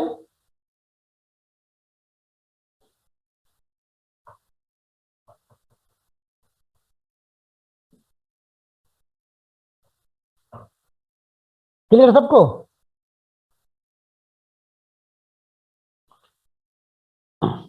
अब फॉर एग्जाम्पल अगर मुझे यहां पर दिया रहता n0 दिया हुआ है n0, अब मुझे बोले कि भाई बताओ टी हाफ इसका 4 डेज है, लेकिन आपको बताना है कि n0 से लेकर के ये 6.25% कितने टाइम में बचेगा आपको बताना है।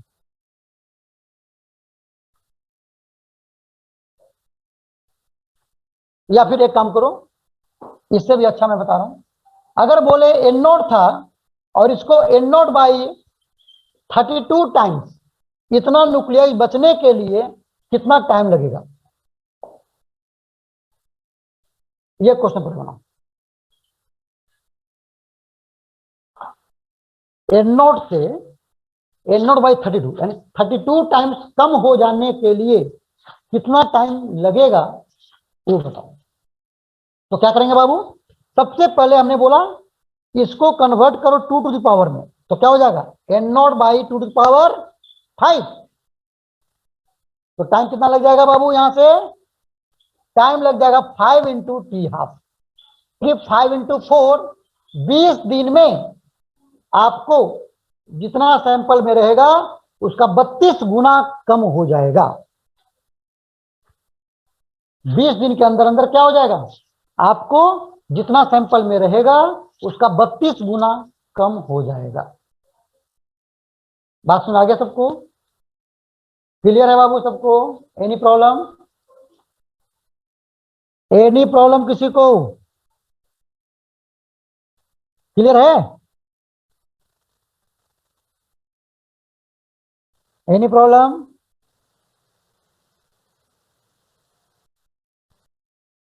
चलो अब इसी को मैं इसको क्वेश्चन बनाता हूं, अब ऊपर वाले को मैं समझाता हूं, ठीक है? इसी में क्वेश्चन पूछा गया ये वाला कि कितने टाइम में इसका 6.25% बच जाएगा। ठीक है, तो क्या करेंगे हम इसको, 6.25 को परसेंट मतलब कितना हो गया, ठीक है बाबू? क्लियर है? अब इसे डिवाइड कर दिया जाए, डिवाइड कर दिया जाए तो कितना से डिवाइड करो बाबू, डिवाइड करो जरा, कितना आ रहा है, कितना आ रहा है बताओ? हैं कितना आ रहा है, 16 आ रहा है, करते तो ठीक है बाबू, ठीक है, नो प्रॉब्लम। 1/16, अब क्या करेंगे, 16 को 2 टू द पावर में कन्वर्ट कर दो, तो क्या लिखोगे, काम बन गया, हो गया काम, और क्या, ये पावर कितना आ गया, 4 आ गया, यानी कि टाइम कितना लगेगा, 4 टाइम्स ऑफ टी हाफ, यानी कि 4 16 दिन में जितना लोगे उसका 6.25% बच जाएगा, बाकी के बाकी सभी खत्म, डिसइंटीग्रेट हो जाएंगे। ऐसा में सिंपल फंडा। 6.25 को क्या लिखा मैंने, 6.25 बाई 100, 1/16, 2 पे पावर कर दिया 4, और ये 4 क्या बता रहा है, 4 टाइम्स ऑफ टी हाफ। उतना टाइम में आपको गिवन सैंपल का 6.25% बच जाएगा। समझ में आया सबको, यस और नो? बाबू समझ में आ गया सबको? Yes sir. पक्का? हैं? सभी लोग को समझ में आया? पीछे से 25 बोलो भाई। Yes sir. हैं?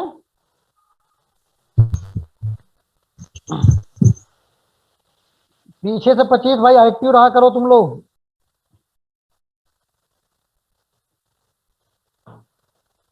अच्छा, अब अगर समझ में आ गया तो मैं कुछ क्वेश्चन करवा लेता हूं इसी बात, है ना?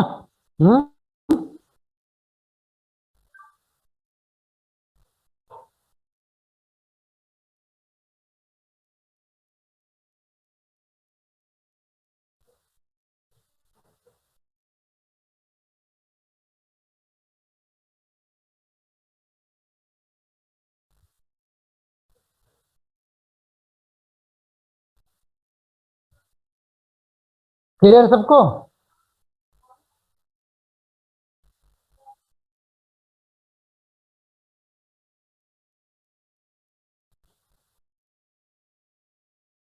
चलो, कुछ मैं क्वेश्चन देता हूं, आप लोगों को क्वेश्चन अटेम्प्ट करना है, ठीक है?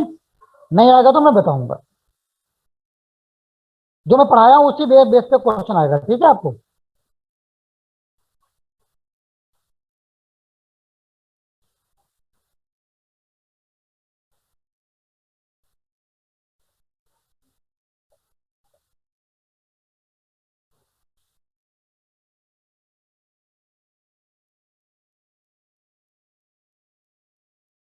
चलो क्वेश्चन, एक मिनट, नहीं दिख रहा ना तुम्हें? चलो मैं दिखा रहा हूँ क्वेश्चन। चलो, दिख रहा है क्वेश्चन अभी? क्वेश्चन नंबर 13 मैं आपको बता रहा हूं, क्वेश्चन पढ़ दे रहा हूं एक बार, नहीं दिख रहा है तो, है ना? Half life of a certain radioactive material, क्या है?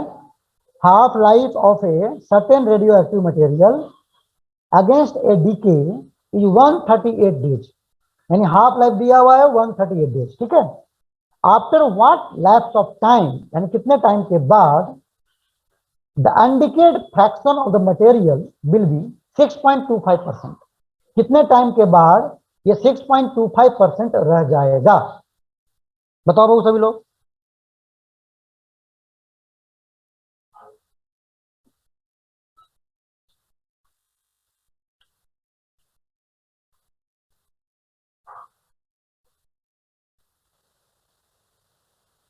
कितना? ओके, बाकी लोग बताओ भाई।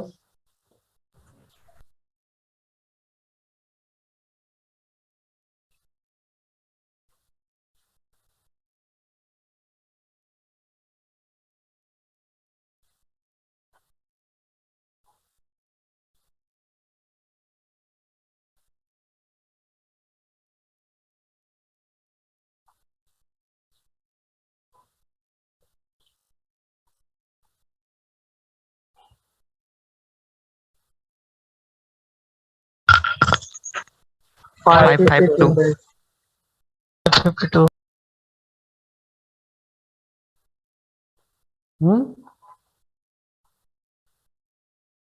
कितना आया? 552। Very good, correct. अभी मैंने बताया था, इसी क्वेश्चन कर रहा था ना। 6.25% कितना टाइम में रहता है? 1/16, यानी 1/2⁴, यानी 4 टाइम्स ऑफ टी हाफ। तो यहाँ पर टी हाफ क्या दिया हुआ है? 4 डेज नहीं दिया हुआ था, कितना दिया था? 138 डेज। तो 4 × 138 डेज करोगे तो 552 डेज आ रहा है। बात समझ आ गया बाबू? चलो इसके बाद अगला क्वेश्चन कर लेते हैं। ये क्वेश्चन करो बाबू, ये करो 14, क्वेश्चन नंबर 14 करो। रेडियम दिया हुआ है जिसका 1600 ईयर्स हाफ लाइफ है, तो पूछ रहा है कितने टाइम के बाद 25% रेडियम बच जाएगा अनडिकेड।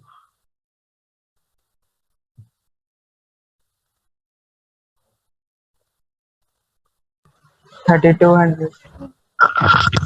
Hundred 3200 years.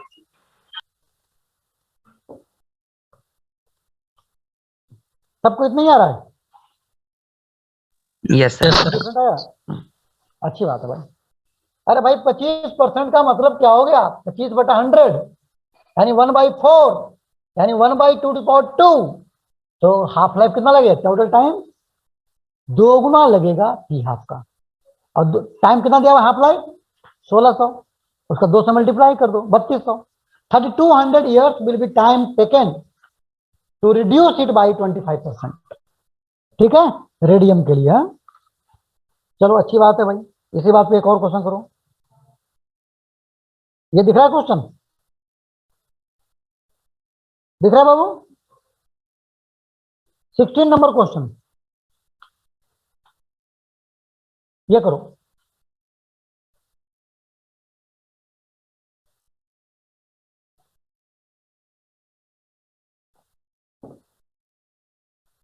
ऐसा क्वेश्चन केमिस्ट्री में भी पूछ देता है बाबू।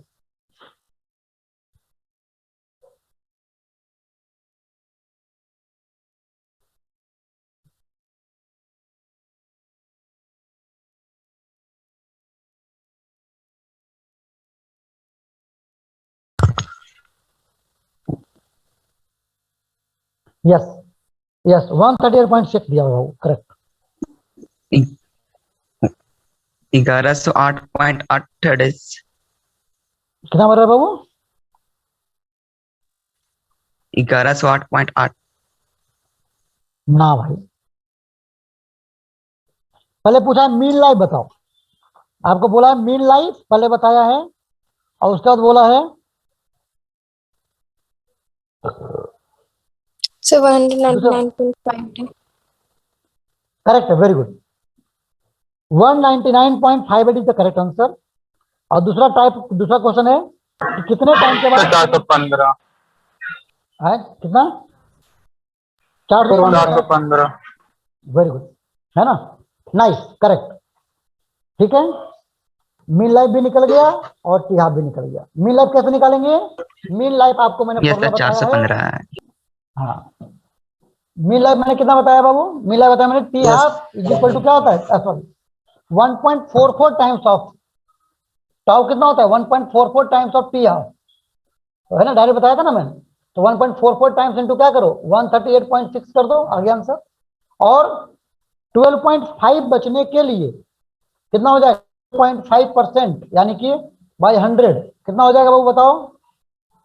8 हो जाएगा, यानी 1/2 टू पावर क्या हो जाएगा? 3 हो जाएगा। तो कितना हो गया? 3 टाइम्स ऑफ हाफ लाइफ। तो इसको इंटू 3 कर दो, आपको वो निकल जाएगा टाइम। आया समझ में सबको? नहीं आया? चलो और बनाओ, एक और क्वेश्चन बनाओ।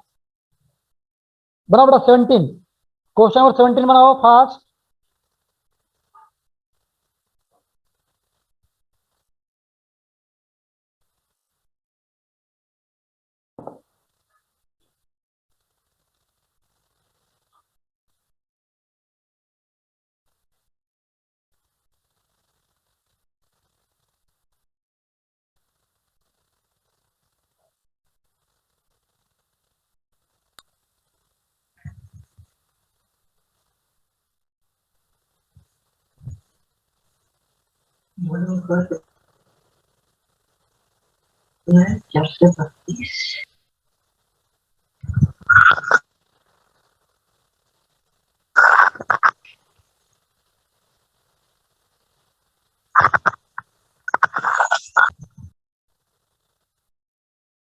आ गया? कितना आया? 0.173 is the correct answer. 0.173 is the correct answer. Very good, very good, बहुत सही। सबको आया? चलो ये बनाओ, नेक्स्ट क्वेश्चन बनाओ 18। नेक्स्ट क्वेश्चन बनाओ 18।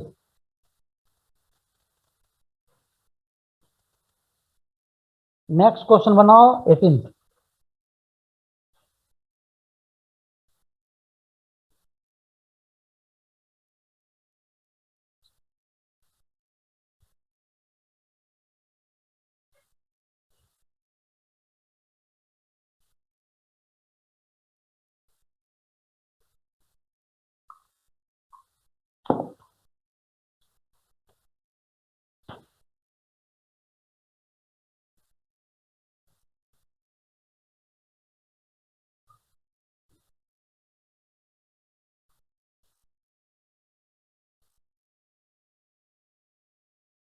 बाकी लोग को कितना आया 18th क्वेश्चन का? Yes, sir, 25%. बाकी लोग?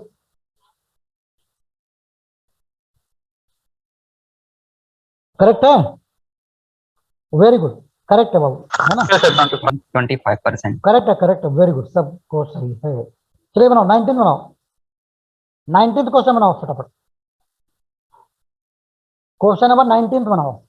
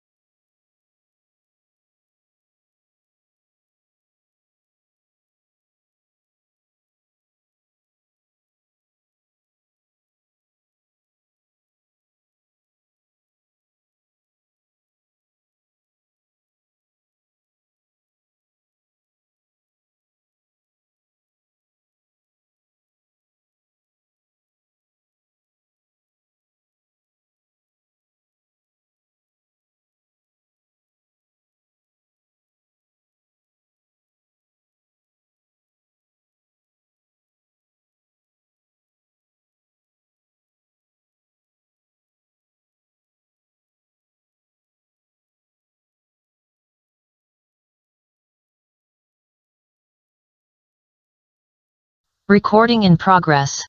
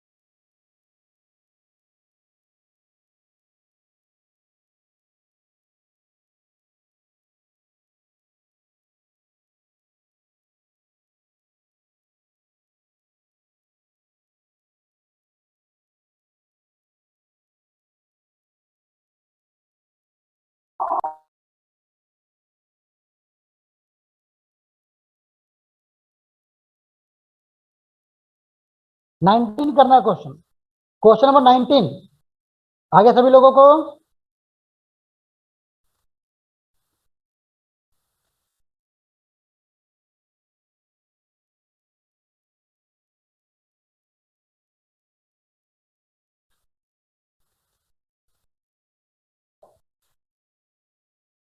कितना रहा बाबू?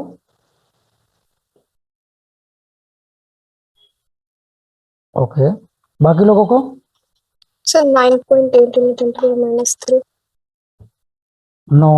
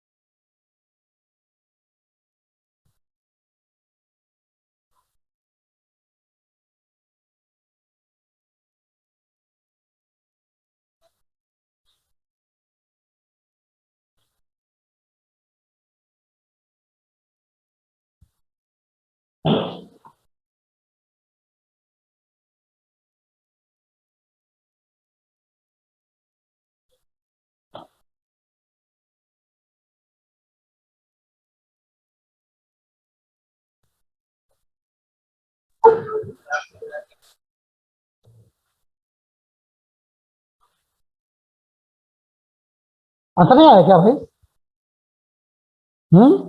क्यों? आगे सर। कितना आ गया? 256 into 10 power minus 4. Correct, very good. यानी कि 256 मिलीग्राम है ना भाई? क्या हो जाएगा? 256 क्या हो जाएगा? सॉरी, मिलीग्राम, ग्राम आ जाएगा, ग्राम आंसर है ना? करेक्ट है। चलो, इसके बाद मैं एक दूसरा और बताता हूं आपको। इसके बाद देखो, एक और देखो, आपको मैंने फॉर्मूला क्या बताया था बताओ? n by N not is equal to e to the power, क्या बताया था? n by N nought e to the power minus lambda T बताया था, यस और नो? बताया था है? तो पता है क्या होता है, कभी कभी यहां पर जानते हो लैम्डा पूछ देगा तुमको, तो लैम्डा यहां से निकाल सकते हो, लेकिन लैम्डा निकालने के लिए मैं इसका थोड़ा इजी फॉर्मूला मैं बता देता हूं, ठीक है? या कभी कभी पूछता है कि इतना n रह गया तो उसके लिए कितना टाइम लगेगा, तो उसके लिए मैं इसी के फॉर्मूला बना देता हूं। क्या करेंगे इसको, पहले तो इसको माइनस को पॉजिटिव करने के लिए क्या करना पड़ेगा? उल्टा करना पड़ेगा, तो कितना हो जाएगा? और ई को हटाने के लिए क्या करना पड़ेगा? लॉग लेना पड़ेगा, तो log e N not by N is equal to lambda T, हो गया? और यहां से आपको टाइम का फॉर्मूला निकल के आ गया क्या हो गया टाइम, टाइम इक्वल हो जाएगा 1/λ log e n0/n हो जाएगा। ठीक है, अब देखो ये नेचुरल लॉग है, लेकिन आपको आपको दिया रहता है क्या, बेस 10 वाला, तो क्या करोगे, इसको 2.303 से मल्टीप्लाई कर दिया जाए तो अपने आप क्या हो जाएगा, ये किस में आ जाएगा बाबू, ये बेस 10 में आ जाएगा। तो क्या हो जाएगा, तो टी जरूर लिखना चाहिए मुझे 2.303/λ log n0/n to the base 10। ठीक है, और इसी को अगर मुझे लैम्डा निकालने के लिए बोला जाए तो 2.303/t log n0/n to the base 10। Correct है, तो इस फॉर्मूले को यूज करके तुम लैम्डा या टी भी निकाल सकते हो। फॉर्मूला वही है, रिप्रेजेंटेशन केवल अलग है। क्योंकि लॉग बेस आप देखना जानते हो तो आप उससे वैल्यू पुटअप करके निकाल पाओगे। ठीक है, उतार लो सभी लोग, सभी लोग उतारो अच्छे से।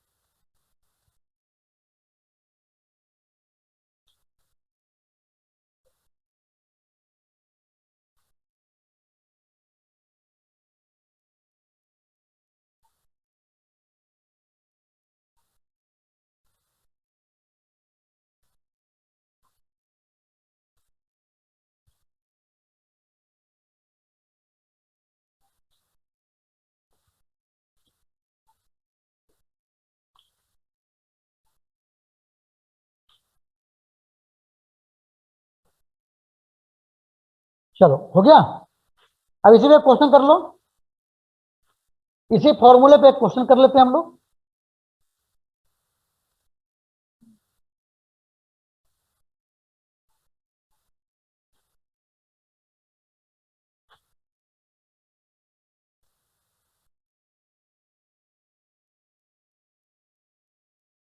ये बनाओ क्वेश्चन, क्वेश्चन नंबर बनाओ 27। क्वेश्चन नंबर बनाओ, एक मिनट, 27 क्या अच्छा बनाओ तुम, एक मिनट और रुक जाओ, तुम क्वेश्चन नंबर बना लो इससे अच्छा है।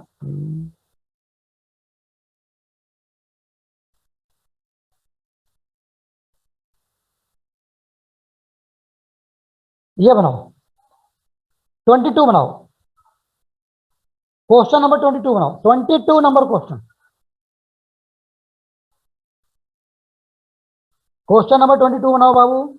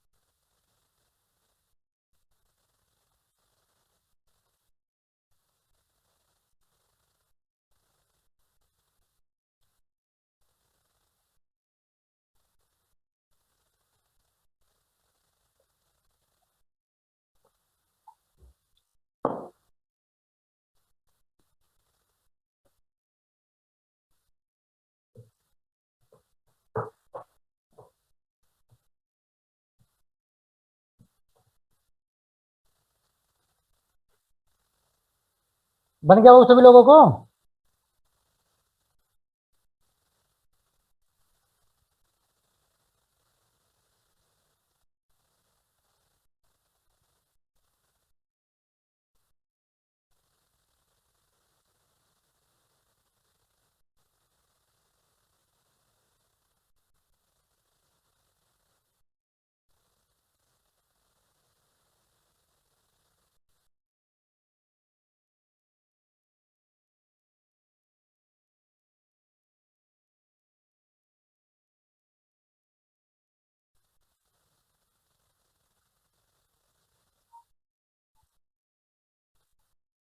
कितना रहा बताना फिर से।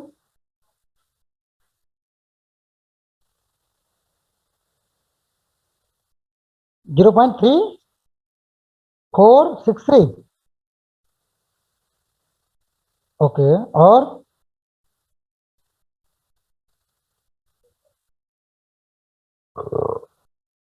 और क्या है?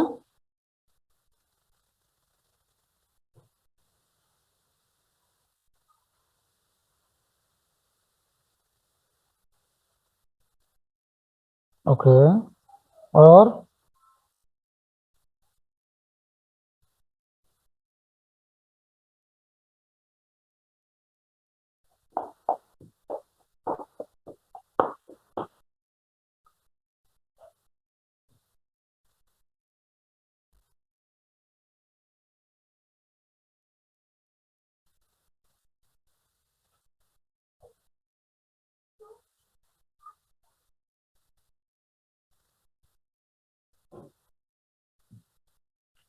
चल देखो, चलो देखो, जिसको नहीं बन रहा वो देखेगा, जिसको बन रहा है बनाएगा, ठीक है।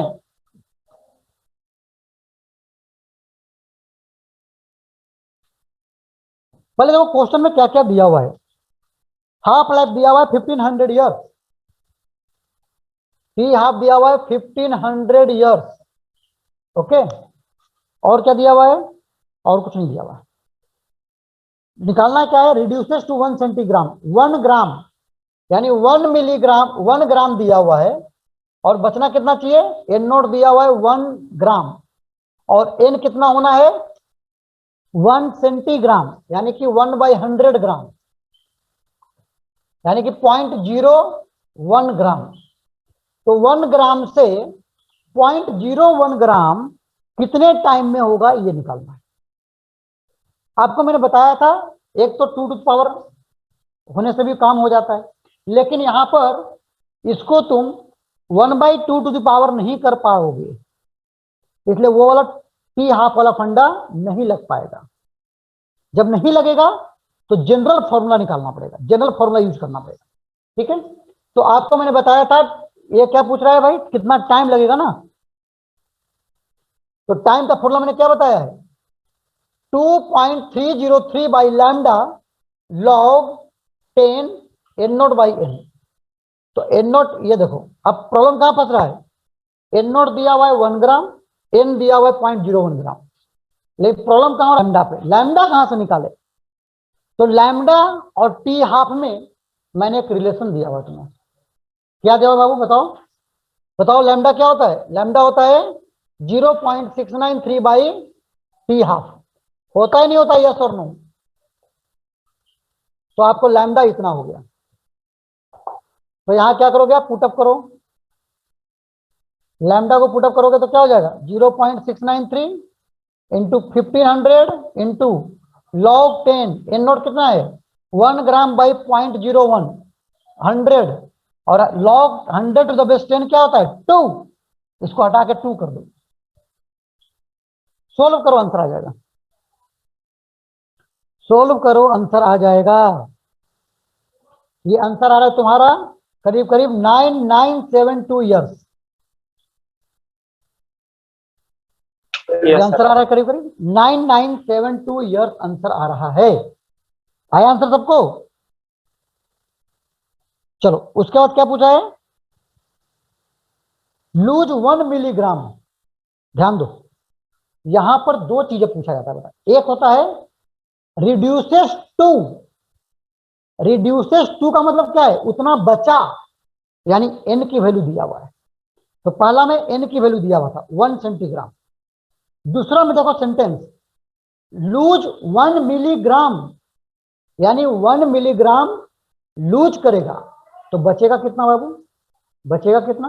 वो निकालना पड़ेगा, एन आपको निकालना पड़ेगा। कैसे निकालोगे? कैसे निकालोगे बाबू?